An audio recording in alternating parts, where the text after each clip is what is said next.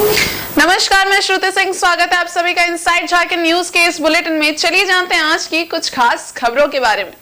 झारखंड मुक्ति मोर्चा के जिला अध्यक्ष और चक्रधरपुर के विधायक सुखराम उरांव ने एक बार फिर से सिंहभूम संसदीय सीट पर झामुमो का दावा ठोका है। उन्होंने लोकसभा और विधानसभा चुनाव पर जिला कमेटी के रुख को स्पष्ट किया है। सुखराम उरांव के बयान के बाद जिले की राजनीतिक सरगर्मी थोड़ी तेज हो गई है। पत्रकारों से बात करते हुए उन्होंने कहा कि आगामी लोकसभा और विधानसभा का चुनाव गठबंधन के तहत ही होगा, लेकिन सिंहभूम लोकसभा सीट पर झामुमो का उम्मीदवार रहेगा। इसके लिए पूर्व में ही जिला कमेटी ने केंद्र समिति को कार्यकर्ताओं की भावनाओं से अवगत करा दिया है। उन्होंने कहा कि इंडिया गठबंधन के सभी दलों की राय है कि एनडीए को रोकने के लिए कोई भी समझौता करना पड़े तो वह किया जाएगा। केंद्र नेतृत्व ने भी स्पष्ट कर दिया है कि 2019 के फॉर्मूले पर 2024 का चुनाव नहीं होगा। जिला अध्यक्ष ने कहा कि पश्चिमी सिंहभूम में झारखंड मुक्ति मोर्चा के 5 विधायक हैं और यहां का झामुमो संगठन बहुत मजबूत है, इसलिए लोकसभा सीट पर हमारी दावेदारी ज्यादा मजबूत है।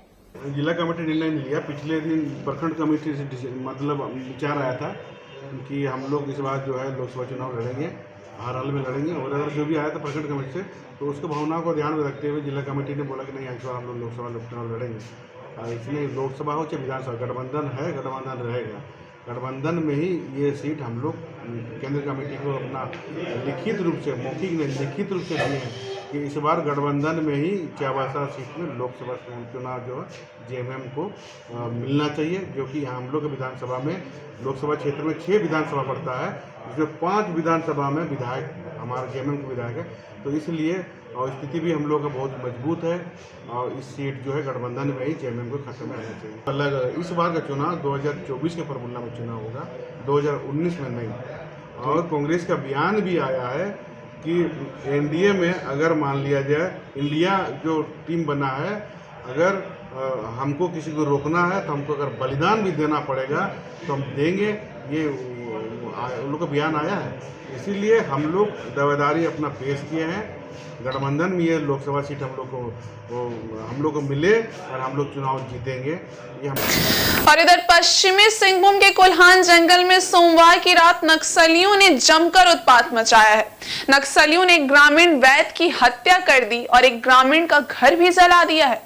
वहीं कुछ ग्रामीणों का नक्सलियों द्वारा अपहरण कर लिए जाने का भी मामला सामने आ रहा है, जबकि पूरे मामले की जांच पुलिस द्वारा घटना के बाद से ही शुरू कर दी गई है। जानकारी के मुताबिक नक्सलियों ने सोमवार रात टोंटो थाना के रेगड़ाहातू गांव निवासी वैद्य सुपाए मुंडकेन की हत्या कर दी है। बताया जा रहा है कि सुपाए मुंडकेन जड़ी बूटी लाने जंगल गया था। इसी दौरान नक्सलियों ने उनकी हत्या कर दी है। वहीं इस घटना को अंजाम देने के बाद नक्सलियों ने वैद्य के भाई के साथ मारपीट भी की। इसके बाद रेगड़ाहातू में ही स्थित वैद्य के भाई मानसिंह कोड़ा के घर को भी नक्सलियों ने जला दिया है। इस घटना की पुष्टि पश्चिमी सिंहभूम के एसपी आशुतोष शेखर ने कर दी है।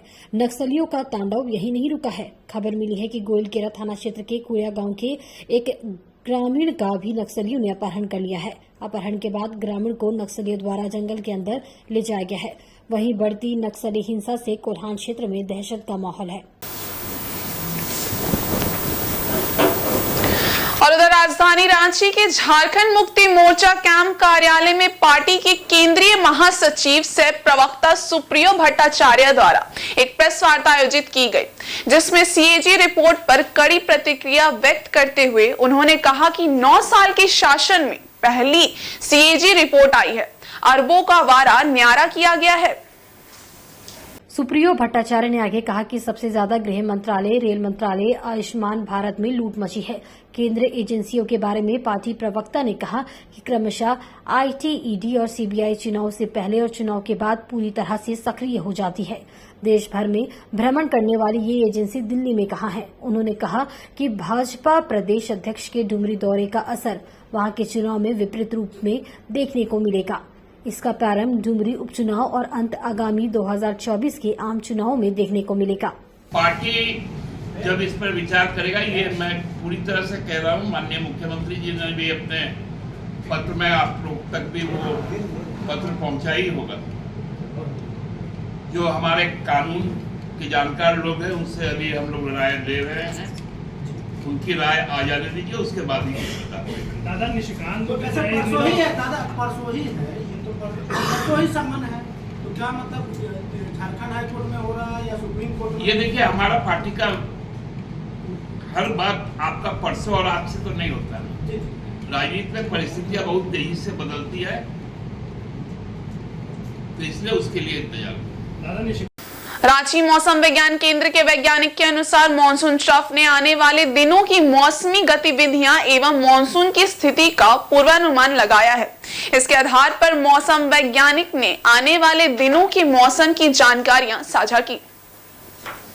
मौसम वैज्ञानिक ने बताया कि वर्तमान में मॉनसून ट्रफ पास कर रहा है। अमृतसर, करनाल, मेरठ, लखनऊ, गया, मालदा होता हुआ ईस्टवार्ड नागालैंड और ईस्ट असम की ओर निकल रहा है। आने वाले दिनों में मॉनसून ट्रफ अपनी स्थिति से नीचे आएगा, जिस कारण बारिश और मौसमी गतिविधियां झारखंड के लिए बढ़ती हुई दिखेंगी।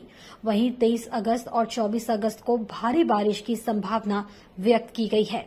वहीं रांची मौसम विज्ञान केंद्र के वैज्ञानिक ने बताया कि 23 अगस्त को राज्य के उत्तरी भाग और संथाल में भारी बारिश देखने को मिल सकती है। मॉनसून ट्रफ के और नीचे आने के कारण पूर्वी भाग में 24 अगस्त को संथाल, कोल्हान, रांची आदि इलाकों में भारी बारिश होने की संभावना है।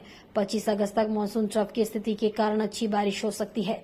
26 अगस्त से मॉनसून की स्थिति में थोड़ी कमी देखने को मिलेगी। कुछ स्थानों में हल्के और मध्यम दर्जे की बारिश हो सकती है। तो अभी आने वाले दिनों में जो मॉनसून ट्रफ है वो थोड़ा सा अपने जो पोजीशन है उससे थोड़ा सा साउथ आएगा, मतलब थोड़ा सा नीचे की तरफ आएगा, जिससे जो बारिश संबंधी गतिविधियां, मौसमी गतिविधियां हैं वो झारखंड के लिए भी आपको बढ़ती हुई दिखेंगी। तो अभी जो आने वाले जो 3-4 दिन है उसमें मॉनसून ट्रफ की स्थिति देखने को आपको, उसकी वजह से जो बारिश की स्थिति आपको अच्छी देखने को मिलेगी। और 25 तारीख में भी आपको कई स्थानों पर हल्के से मध्यम दर्जे की बारिश देखने को मिलेगी। 26 से एक बार फिर से जो मानसूनी बारिश है उसमें आपको कमी देखने को मिलेगी और कुछ स्थानों पे हल्के से मध्यम दर्जे की बारिश देखने को मिलेगी। देखिए 25 तक आपको गर्जन वज्रपात के इवेंट्स देखने को मिल सकते हैं, क्योंकि अभी बीच में मानसून कमजोर था और थोड़ा सा तापमान में वृद्धि देखने को मिली है। और अभी जो मॉइस्चर आ रहा है जिसकी वजह से गर्जन और वज्रपात के जो इवेंट्स हैं वो बढ़ सकते हैं। तो लोगों से हम लोग उम्मीद करेंगे कि वो सचेत रहें और जब गर्जन और वज्रपात जैसी स्थितियां बनी तो पेड़ और पोल के नीचे न रहें, सुरक्षित स्थानों पर शरण ले सकते हैं। चंद्रयान 3 मिशन से जुड़े वैज्ञानिकों की टीम में झारखंड के युवा वैज्ञानिक आयुष झा भी शामिल है। आयुष झा पश्चिमी सिंहभूम जिले के चक्रधरपुर शहर में पले बड़े हैं। आयुष झा ने 10वीं तक की पढ़ाई पश्चिमी सिंहभूम जिले के झिंगपानी स्थित जवाहर नवोदय विद्यालय से पूरी की है। इसी को लेकर चक्रधरपुर, चाईबासा सहित पूरे पश्चिमी सिंहभूम जिले में लोग गर्व की अनुभूति कर रहे हैं। आयुष झा मिशन चंद्रयान 3 में बतौर इसरो वैज्ञानिक काम कर रहे हैं। उनकी भूमिका चंद्रयान 3 के सफल लैंडिंग को लेकर अहम है। आयुष झा के जवाहर नवोदय विद्यालय के शिक्षक से लेकर बच्चे तक सभी गौरवान्वित महसूस कर रहे हैं।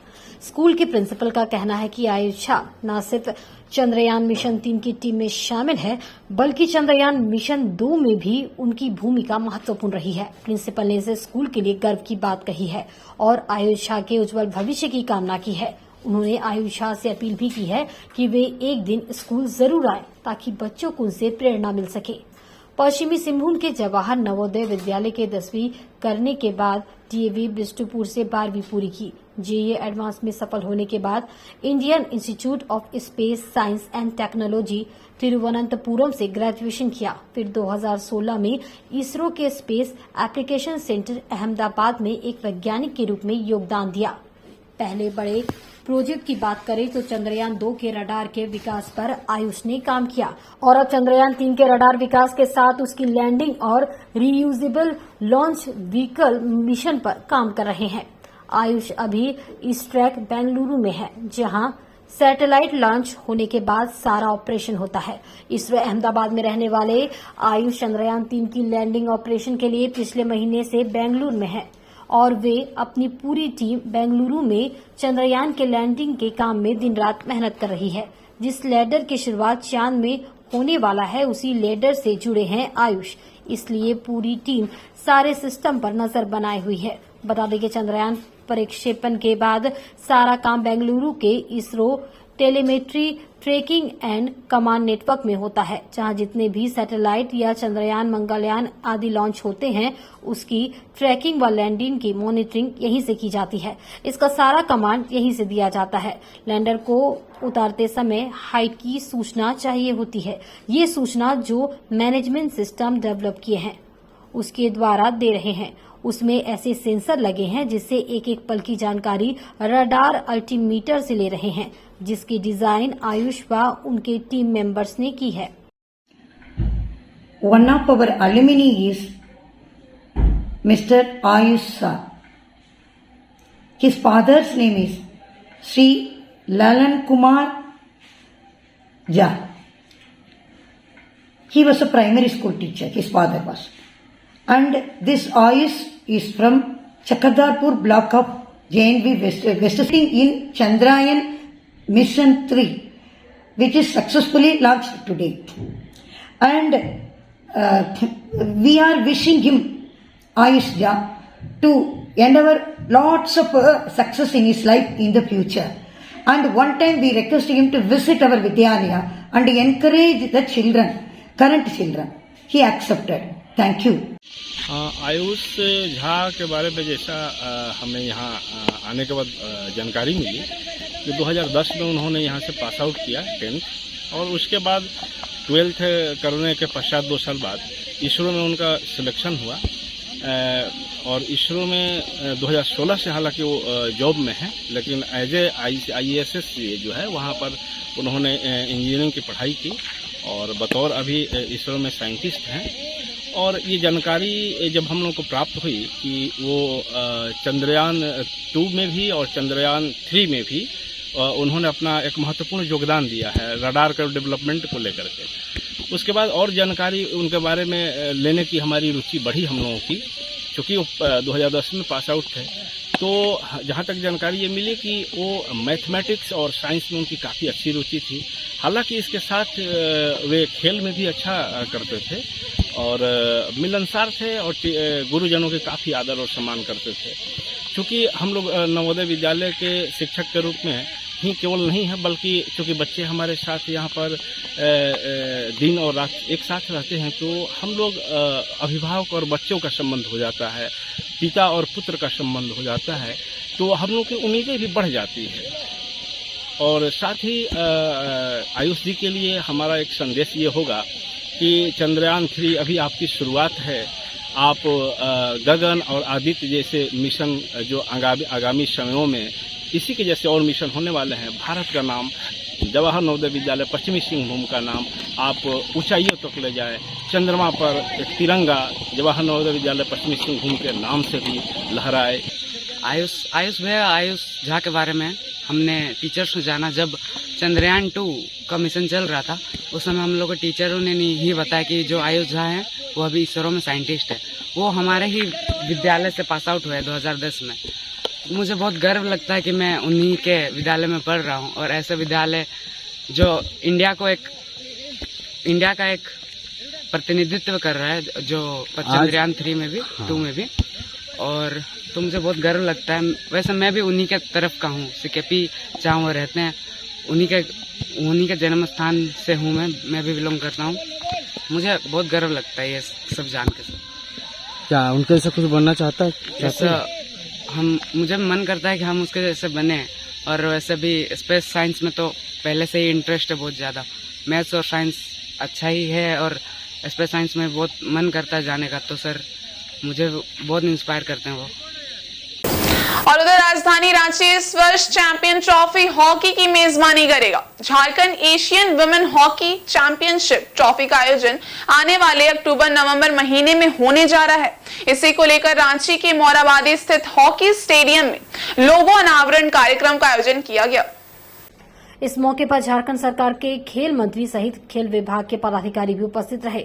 इस दौरान हॉकी झारखंड के अध्यक्ष और खेल विभाग के निर्देशक ने MOU पर हस्ताक्षर भी किया। रांची में हो रहे इस टूर्नामेंट के लिए खेल विभाग की ओर से 10 करोड़ की राशि का चेक खेल मंत्री ने हॉकी इंडिया के अध्यक्ष को सौंपा। साथ ही इस टूर्नामेंट का आधिकारिक ऐलान भी कर दिया गया। कार्यक्रम में उपस्थित झारखंड के खेल मंत्री ने कहा कि ये आयोजन भारत में पहली बार होने जा रहा है और इसकी मेजबानी झारखंड को मिली है।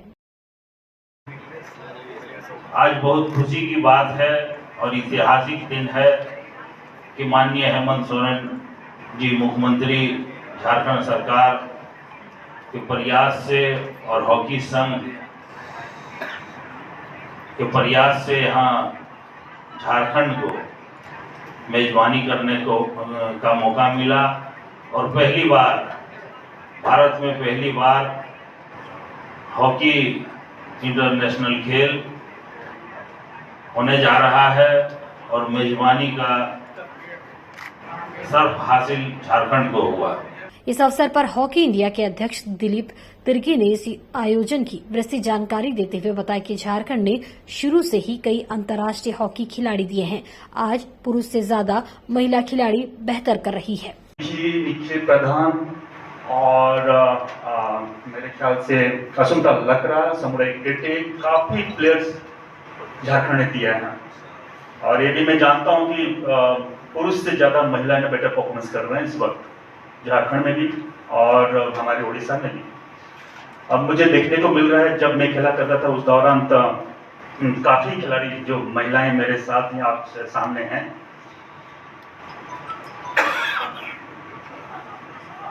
आज इस सुनहरे मौके में मैं इतना ही कहना चाहूँगा, ये सब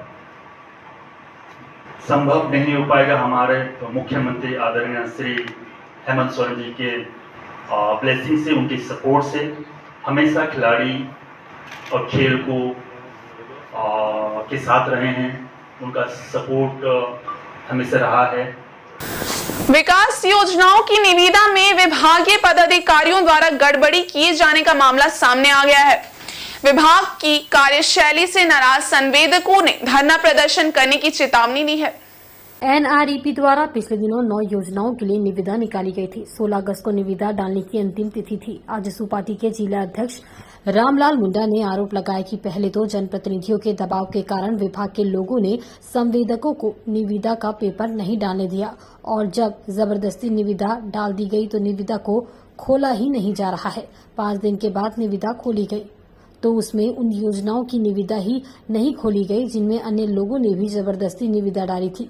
रामलाल मुंडा ने आरोप लगाया कि विभाग द्वारा नियमों को ताक पर रखकर जनप्रतिनिधियों के दबाव में काम किया जा रहा है। यदि ऐसा होगा तो उनके द्वारा कार्यालय के सामने धरना प्रदर्शन किया जाएगा। जब इस पूरे मामले में एनआरईपी के प्रभारी कार्यपालक अभियंता राधेश्याम मांझी से बात की गई तो उन्होंने कहा कि कुछ कारणवश निविदा खोलने में विलंब हुआ है, लेकिन निविदा खोली जाएगी। किसी तरह के दबाव की बात से उन्होंने इनकार किया। मैं आपको जानकारी देना चाहूँगा, विगत दिनों 16 तारीख को एनआरपी द्वारा 9 योजना का टेंडर आमंत्रण किया था। उसमें बहुत सारे संवेदक भाग लिया, लेकिन आपका कुछ संवेदक लोगों को माननीय मंत्री के लोग, माननीय सांसद के लोग, माननीय विधायक के लोग यहाँ पर डालने नहीं दिया।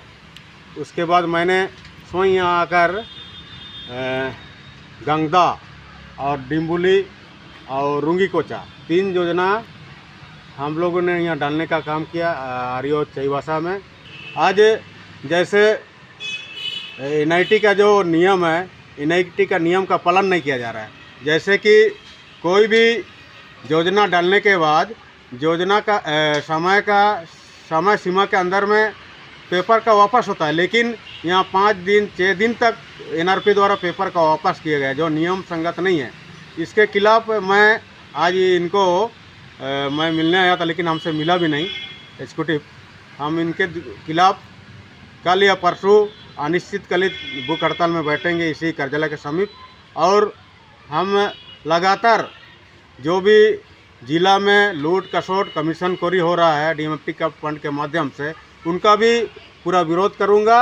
और ज़रूरत पड़े तो हम लोग ईडी और सीबीआई को भी लिखने का काम करेंगे, ताकि यहाँ के भ्रष्टाचार पदाधिकारी और यहाँ के कनीय अभियंता, सहायक अभियंता सुधरे।